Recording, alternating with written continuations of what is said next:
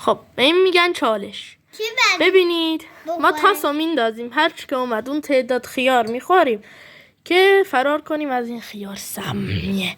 امیدوارم اون خیار سمی برسه به خب بریم. من میندازم. کجا رفت؟ خب 5 تا خیار.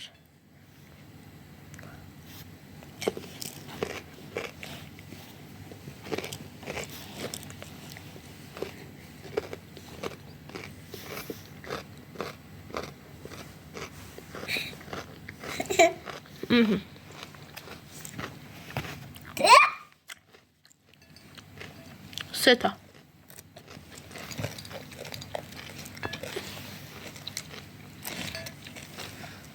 هاپا.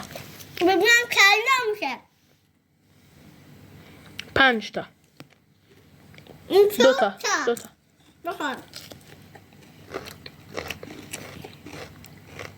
خیلی بخور.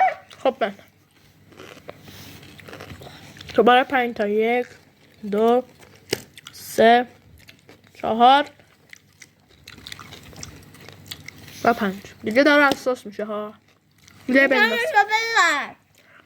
بیا تو هم بخور. همون نه. میلای تو بنداز.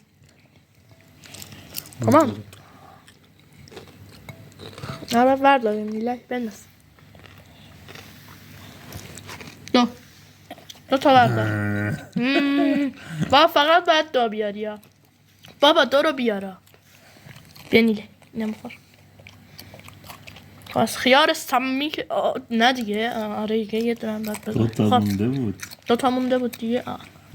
1 رو باید بیارم. 1 4 در رفتی.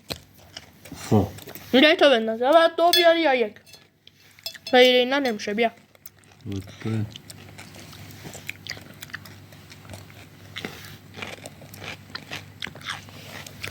1 وای بیا. الان باید 1 نفر 1 بیاره. خدا بیا.